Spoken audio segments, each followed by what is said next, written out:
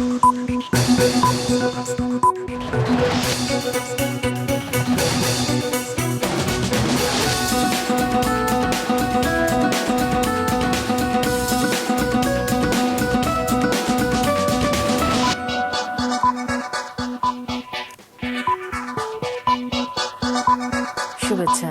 স্বাগত সন্ধ্যার মাছরাঙা সংবাদের সঙ্গে আছে আমি ইবতিসাম নাসিম মন। শুরুতেই গার্ডিয়ান লাইফ ইন্স্যুরেন্স সংবাদ শিরোনাম। জাতীয় ফুল শাপলা প্রতীক চেয়ে নিবন্ধন পেতে নির্বাচন কমিশনের আবেদন করছে নতুন রাজনৈতিক দল জাতীয় নাগরিক পার্টি এনসিপি। বিকেলে আবেদন জমা দিয়ে নির্বাচনের আগে কমিশন পুনর্গঠনের দাবি জানায় দলটি। এদিকে আওয়ামী লীগ আমলে অনুষ্ঠিত 3টি জাতীয় নির্বাচনে অনিয়ম কারচুপির অভিযোগে শেখ হাসিনার সাবেক 3 সিইসি সহ 24 জনের বিরুদ্ধে মামলা করেছে বিএনপি। রাষ্ট্র সংস্কারের গুরুত্বপূর্ণ কিছু বিষয়ে এখনও একমত হতে পারেনি রাজনৈতিক দলগুলো, তবে একমত হয়েছে কিছু বিষয়ে। ঐকমত্য কমিশনের সঙ্গে বৈঠকে আজ প্রধানমন্ত্রীর মেয়াদ, সংবিধান ও রাষ্ট্রের মূলনীতি সহ আরও কিছু বিষয়ে নিজেদের অবস্থান তুলে ধরে দলগুলো। বুধবার ফের শুরু হবে আলোচনা। কিছুটা ছাড় দেওয়ার মানসিকতা নিয়ে আলোচনায় বসার আহ্বান জানিয়েছে কমিশন। এবং পরিত্যক্ত ভগ্নদশার হলে জীবনের ঝুঁকি নিয়ে বসবাস করছেন ঢাকা মেডিকেল কলেজের অনেক শিক্ষার্থী। রুমগুলোর ছাদ থেকে খুলে পড়ছে পলেস্তরা, বেরিয়ে পড়েছে রড। কাল দুপুরের মধ্যে স্বাস্থ্য উপদেষ্টাকে হল পরিদর্শন করে সংস্কারের দাবিগুলো না মানলে কঠোর কর্মসূচির ঘোষণা দিয়েছে আন্দোলনরত শিক্ষার্থীরা। একাডেমিক কার্যক্রম বন্ধ ঘোষণা করলেও হল ছাড়েনি তারা। শুনছিলেন শিরোনাম, এবার বিস্তারিত। রাজনৈতিক দল হিসেবে নিবন্ধন পেতে এনসিপি, আমজনতার দল, পিপলস পার্টি সহ শতাধিক দল আবেদন করেছে। কমিশন জানিয়েছে যাচাই বাছাই শেষে আগামী সেপ্টেম্বরে নিবন্ধনের বিষয়ে সিদ্ধান্ত জানানো হবে। শেষ দিনের সকাল থেকে নির্বাচন ভবনে ছিল বিভিন্ন রাজনৈতিক দলের নেতাকর্মীদের ভিড়। বিকেলে নির্বাচন কমিশনে জাতীয় নাগরিক পার্টি এনসিপি নিবন্ধনের জন্য আবেদন জমা দেয়। দলীয় প্রতীক হিসেবে তারা চেয়েছে শাপলা ফুল। এর পরের পছন্দ কলম অথবা মোবাইল সেট। বিপ্লবকে ধারণ করে নিবন্ধনের আবেদন করা হয়েছে জানান দলের সদস্য সচিব আক্তার হোসেন। বেশ কিছু দল শেষ দিনেও নিবন্ধনের আবেদন জমা দেবার সময় বাড়ানোর আবেদন করে। নির্বাচন কমিশন সচিব জানান, সরেজমিন তদন্ত করে যারা শর্ত পূরণ করতে পেরেছে তাদের নিবন্ধন দেয়া হবে। আনারস, কলম আর ঘন্টা। আমরা ঘন্টা চেয়েছি। 3টি প্রতীককে দলের প্রতীক হিসেবে আমরা আবেদন করেছি, কিন্তু আমাদের দলের প্রতীক হিসাবে নির্বাচন কমিশনের থেকে আমাদের প্রত্যাশা হলো নির্বাচন কমিশন দলের প্রতীক হিসাবে আমাদেরকে শাপলা বরাদ্দ প্রদান করবে।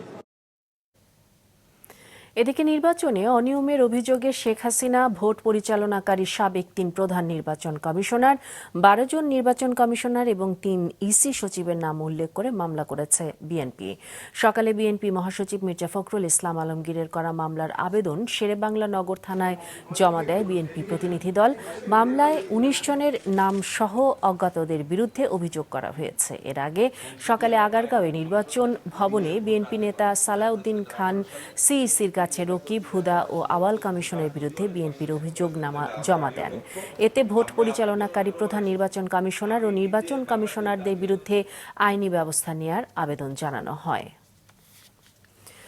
আগামী বছরের ফেব্রুয়ারিতে নির্বাচনের তারিখ নিয়ে সবার মধ্যেই স্বস্তি ফিরেছে বলে মন্তব্য করেছেন বিএনপির স্থায়ী কমিটির সদস্য আমির খসরু মাহমুদ চৌধুরী। সকালে গুলশানে বিএনপি চেয়ারপারসনের কার্যালয়ে মির্জা ফখরুল ইসলাম আলমগীরের সঙ্গে ঢাকায় নিযুক্ত ভারপ্রাপ্ত মার্কিন রাষ্ট্রদূত ট্রেসি অ্যান জ্যাকবসনের বৈঠক শেষে একথা বলেন তিনি। আমির খসরু বলেন, ফেব্রুয়ারিতে সম্ভাব্য নির্বাচনের দিনক্ষণ নিয়ে আলোচনা শুধু বাংলাদেশের জন্যই নয়, আন্তর্জাতিক বন্ধু রাষ্ট্রগুলোর জন্য স্বস্তির।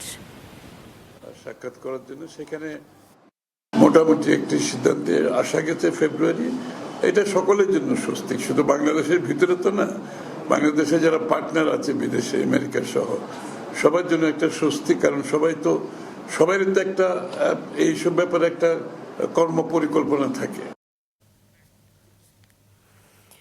জাতীয় ঐকমত্য কমিশনের সঙ্গে আলোচনায় প্রধানমন্ত্রীর মেয়াদ সংক্রান্ত প্রস্তাবনা বেশিরভাগ রাজনৈতিক দল একমত হয়েছে। কারো জীবদ্দশায় তিনি 10 বছরের বেশি প্রধানমন্ত্রীর দায়িত্ব পালন করতে পারবেন না। তবে বিএনপি সহ কয়েকটি দল এর সাথে একমত হয়নি। এদিকে আজ আরও আলোচনা হয়েছে সংবিধান ও রাষ্ট্রের মূলনীতি বিষয়ে। রাষ্ট্র সংস্কারের প্রশ্নে শুরু থেকেই আলোচিত বিষয় ছিল কেউ যেন স্বৈরাচার হয়ে উঠতে না পারে তা নিশ্চিত করা। সেজন্য প্রস্তাব আসে 2 বারের বেশি প্রধানমন্ত্রীর দায়িত্ব পালন করতে পারবেন না কেউ। 3টি দল বাদে অধিকাংশ রাজনৈতিক দল এই বিষয়ে একমত হয়েছে যে সর্বোচ্চ 10 বছর একজন ব্যক্তি তার জীবনকালে প্রধানমন্ত্রীর দায়িত্ব পালন করতে পারবেন। আমাদের 5 ইয়ার্স টার্ম ন্যাচারাল ওয়েতে এটা 2 বার হয়, সুতরাং 2 বারের বেশি পরিপূর্ণ টার্মস যদি পূরণ করেন তাহলে কেউ প্রধানমন্ত্রী হতে পারবেন না। আমাদের ন্যাশনাল সিটিজেন পার্টির পক্ষ থেকে আমাদের প্রস্তাবনা ছিল যে একজন ব্যক্তি 2 বার শপথ নিতে পারবে। এই জায়গায় আমরা সীমা নির্ধারণ করার কথা বলেছিলাম, কিন্তু যদি ঐকমত্যের স্বার্থে সবাই সর্বোচ্চ 10 বছর বলে বা সময় নির্ধারণের ক্ষেত্রে আমাদের সেটা ফ্লেক্সিবল থাকবে।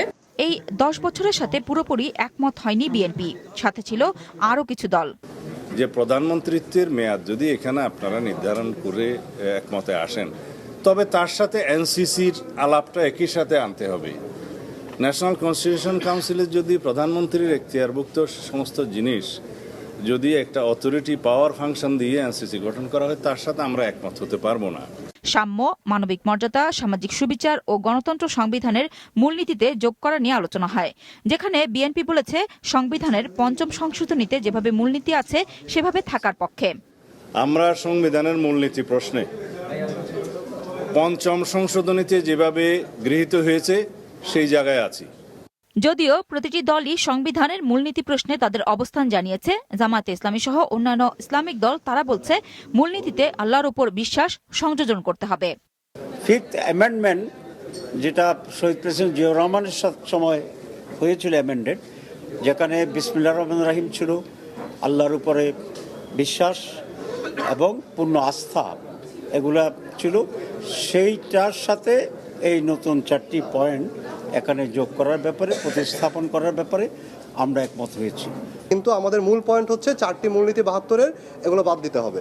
এদিকে জাতীয় ঐকমত্য কমিশনের সহসভাপতি ডক্টর আলী রিয়াজ তার বক্তব্যে দলগুলোর প্রতি ছাড় দেওয়ার মানসিকতা আনার অনুরোধ জানান। এই যে সাম্য, মানবিক মর্যাদা, সামাজিক সুবিচার ও গণতন্ত্র সংবিধানে যুক্ত করা, উল্লেখ করা কিংবা অন্যভাবে সংযুক্ত করার প্রশ্নটা তখন বিবেচিত হবে। এইটা ঐকমত্য কমিশনের পক্ষ থেকে একটা সুনির্দিষ্ট প্রস্তাব আনা হবে, যা লিখিতভাবে, যেটা আসলে আজকের আলোচনাকে রিফ্লেক্ট করে। আরও কিছু গুরুত্বপূর্ণ বিষয়ে দলগুলো নিজেদের নীতি নির্ধারণী পর্যায়ে যাতে আলোচনা করার সুযোগ পায়, সেজন্য আগামী 2 দিন মুলতবি দিয়ে বুধবার আবারও শুরু হবে বৈঠক। নুরুন নাহার উইলি, মাছরাঙা সংবাদ, ঢাকা। আগামীকাল দুপুর 12টার মধ্যে স্বাস্থ্য উপদেষ্টা ঢাকা মেডিকেল কলেজের আবাসিক হল পরিদর্শন করে সংস্কারের দাবি মেনে না নিলে দেয়া হবে কঠোর কর্মসূচি, জানিয়েছে আন্দোলনরত শিক্ষার্থীরা। অন্যদিকে কর্তৃপক্ষ জানিয়েছে তারা সমস্যাটি নিরসনের চেষ্টা করছে। আনোয়ার হোসেনের রিপোর্ট। চিকিৎসা বিজ্ঞানে পড়াশোনার জন্য দেশের সবচেয়ে সেরা ঢাকা মেডিকেল কলেজের আবাসিক হলের এমন ভগ্নদশা দেখে যে কেউ চমকে উঠবে। বারান্দায় পলেস্তরা ধসে কলামের রুগ্ন হয়ে যাওয়া রড বেরিয়ে পড়েছে, আর রুমগুলোর ছাদ থেকে পলেস্তরা খুলে পড়ার ঘটনা অহরহ। বলা যায় প্রাণহানির ঝুঁকি নিয়ে শিক্ষার্থীদের এখানে নিত্য বসবাস। সবার ভয় কখন যেন ধসে পড়ে ভবন। কর্তৃপক্ষ ভবনটি পরিত্যক্ত ঘোষণা করেছে অনেক আগেই, তবে বাধ্য হয়ে থাকছেন শিক্ষার্থীরা। যেগুলো ভেঙে পড়তেছে সেগুলোর ওজন প্রায় 2 থেকে 3 কেজি, ইভেন 5 কেজি ওজনেরও আছে। ওই রকম একটা জিনিস যদি আপনাদের মাথার উপর ভেঙে পড়ে, আপনি কি বাঁচবেন? পরশুদিন একটা অ্যালটমেন্ট দেওয়া হয়েছে, অর্থাৎ অন্য জায়গায় শিফট করার একটা নির্দেশনা দেওয়া হয়েছে, কিন্তু দেখা যাচ্ছে যে আমাদের বেশিরভাগ রুমে আমরা শিফট করতে পারছি না, কারণ যে রুমগুলোতে অ্যালটমেন্ট দেওয়া হয়েছে সেগুলোতে আগে থেকেই অন্যরা বসবাস করছে এবং তারা সরে যাচ্ছে না। নতুন আবাসিক ভবন নির্মাণের জন্য তাই দীর্ঘদিন ধরে আন্দোলন করছেন শিক্ষার্থীরা, তবে কাজের কাজ হচ্ছিল না। এখন আবার সেই আন্দোলন বেগ পেয়েছে। শিক্ষার্থীদের আন্দোলনের মুখে গতকাল অনির্দিষ্টকালের জন্য ঢাকা মেডিকেল কলেজের শিক্ষা কার্যক্রম বন্ধ ও আজ দুপুর 12টার মধ্যে হল ত্যাগের নির্দেশ দেয় প্রতিষ্ঠানটি। তবে আন্দোলনরতরা হল ত্যাগ করেননি। সকালে তারা দাবি দাওয়া নিয়ে কলেজের অধ্যক্ষের সঙ্গে ঘণ্টাখানেক বৈঠক করেন। মিটিংয়ে আমরা কোনো সুস্পষ্ট আশ্বাস পাইনি এবং আমাদেরকে বারবার হল ত্যাগের কথাই বলা হয়েছে। আমরা হল ত্যাগ করছি না। আগামীকাল দুপুর 12 ঘটিকার মধ্যে স্বাস্থ্য উপদেষ্টা এবং প্রতিনিধি সমেত ঢাকা মেডিকেল কলেজে উপস্থিত হয়ে ভগ্নদশা পরিদর্শন করতে হবে এবং শিক্ষার্থীদের সাথে বৈঠকে বসে দাবিসমূহের সুস্পষ্ট সমাধান দিতে হবে, অন্যথায় আমরা আরো কঠোর আন্দোলনে যেতে বাধ্য হব। এদিকে কলেজের অধ্যক্ষ সাংবাদিকদের জানান, তারা শিক্ষার্থীদের দাবির সাথে একমত, তবে নতুন অবকাঠামো নির্মাণে সময় লাগবে। আপাতত হলের ঝুঁকিপূর্ণ অংশ থেকে শিক্ষার্থীদের সরিয়ে নিতে শিক্ষা কার্যক্রম বন্ধ ও হল ত্যাগের নির্দেশ দেওয়া হয়েছে। সবই মন্ত্রণালয়ের বিবেচনায় আছে এবং ছাত্রদেরকে আমরা টাইম টু টাইম জানিয়েছি, বাট তাদের একটা আশু সমাধান চাই যে আজকেই তাদের একটা হোস্টেলে না, যেটা বাস্তবিক পক্ষে আসলে সম্ভব না। আমরা তাদের দাবির সাথে একমত। আমরা চাই তারা একাডেমিক কাউন্সিল একটা সর্বোচ্চ বডি, তাদের সিদ্ধান্তে তারা আমাদেরকে সহযোগিতা করে আমরা দ্রুত একাডেমিক কার্যক্রমে ফিরে আসবো এই আশা করছি। আন্দোলনরতরা জানান, ছেলেদের চেয়ে মেয়েদের হল বেশি ভগ্ন দশায় রয়েছে। আনোয়ার হোসেন, মাছরাঙা সংবাদ, ঢাকা। অবশেষে বাজেটে কালো টাকা সাদা করার সুযোগ বাতিল করা হলো। প্রধান উপদেষ্টা ডক্টর মোহাম্মদ ইউনূসের সভাপতিত্বে অনুষ্ঠিত উপদেষ্টা পরিষদের বৈঠকে এই সিদ্ধান্ত হয়। 2025-26 অর্থ বছরের জন্য 7,90,000 কোটি টাকার বাজেট আজ অনুমোদন দিয়েছে উপদেষ্টা পরিষদ। চলতি অর্থ বছরের চেয়ে 7,000 কোটি টাকা কমিয়ে যার আকার ধারণ করা হয় 7,90,000 কোটি টাকা। আর এনবিআরকে আদায়ের লক্ষ্য দেয়া হয় 4,99,000 কোটি। বাজেট ঘাটতি ধরা হয় জিডিপির 3.6%। নতুন বাজেটের মাধ্যমে 5.5% প্রবৃদ্ধি অর্জনের লক্ষ্য অন্তর্বর্তী সরকারের। তবে কালো টাকা সাদা করার সুযোগ রাখার পর নানা মহলের সমালোচনায় তা বাদ দেওয়ার সিদ্ধান্ত নেয় সরকার। গত 2রা জুন টেলিভিশনে বাজেট উপস্থাপন করেন অর্থ উপদেষ্টা ডক্টর সালেউদ্দিন আহমেদ। জুলাই গণহত্যার বিচারের জন্য আজ জাতি ঐক্যবদ্ধ। আন্তর্জাতিক অপরাধ ট্রাইব্যুনাল সম্পূর্ণ নিরপেক্ষভাবে তাদের দায়িত্ব পালন করছে বলেছেন প্রধান উপদেষ্টা ডক্টর মোহাম্মদ ইউনূস। বিকেলে রাজধানীর হোটেল ইন্টারকন্টিনেন্টালে বিচার বিভাগীয় স্বাধীনতা ও দক্ষতা শীর্ষক এক সেমিনারে এসব কথা বলেন তিনি। প্রধান উপদেষ্টা আরও বলেন, স্বাধীনতার পর 54 বছরে যে সংস্কারগুলো অসম্পূর্ণ ছিল তা পূরণ করাই এখন অন্তর্বর্তী সরকারের মূল লক্ষ্য।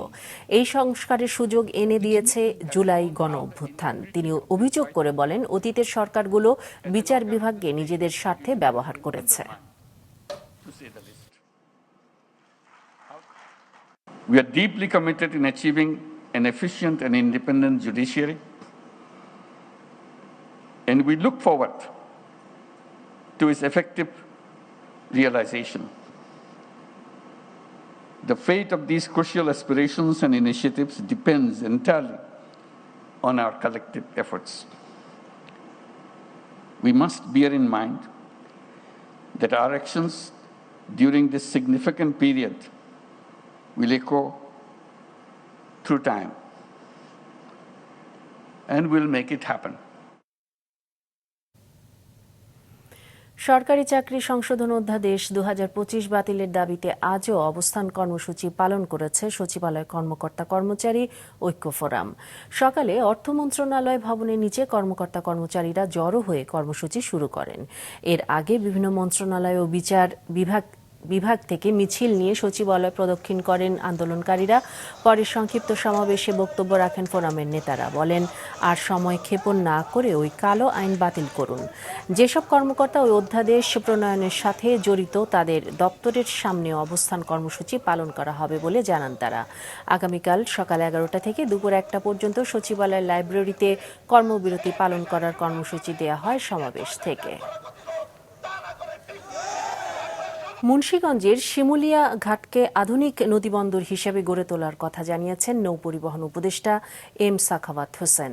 জানান, বন্দরটি সরকারি উদ্যোগে বাস্তবায়িত হলেও প্রাইভেট পাবলিক পার্টনারশিপ মডেলে আগ্রহী বিনিয়োগকারীদের সুযোগ দেওয়া হবে। নদীর পাড় ঘেঁষে একটি সুন্দর বিনোদনমুখী পরিবেশ গড়ে তোলার পরিকল্পনার কথাও জানান তিনি। মুন্সিগঞ্জে বিআইডব্লিউটি এর ড্রেজার বেইজ সম্মেলন কক্ষে এক মতবিনিময়ে এসব বলেন তিনি। এ সময় স্বরাষ্ট্র, শিল্প এবং পানি সম্পদ মন্ত্রণালয়ের উপদেষ্টারা এবং নৌবাহিনীর প্রধান উপস্থিত ছিলেন।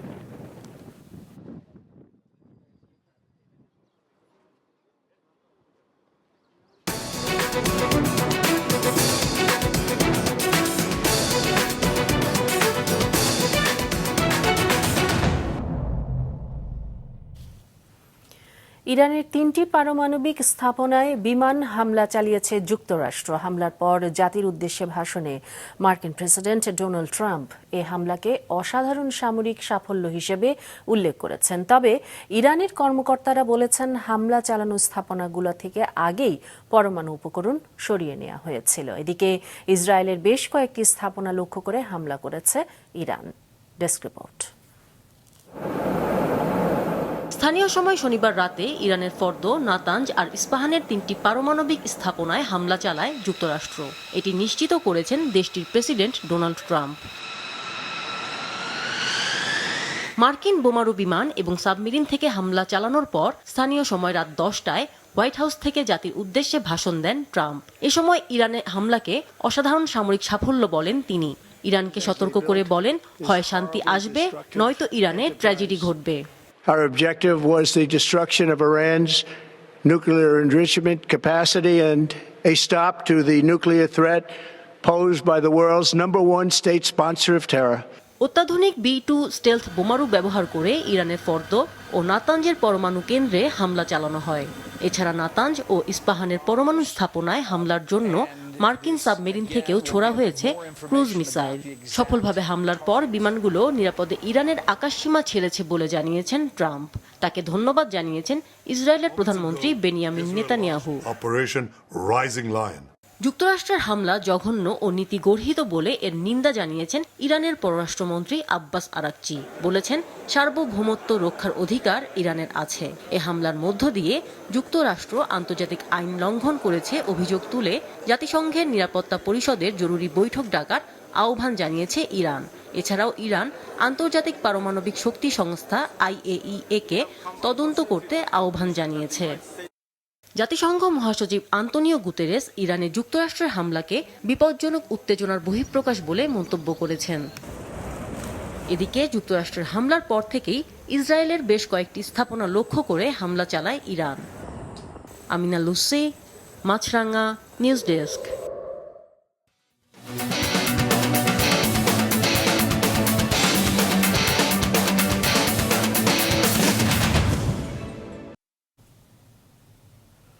ক্রিকেটে বাংলাদেশের টেস্ট স্ট্যাটাস পাওয়ার রজত জয়ন্তী উৎসবে রাজশাহী পর্ব পালিত হয়েছে আজ।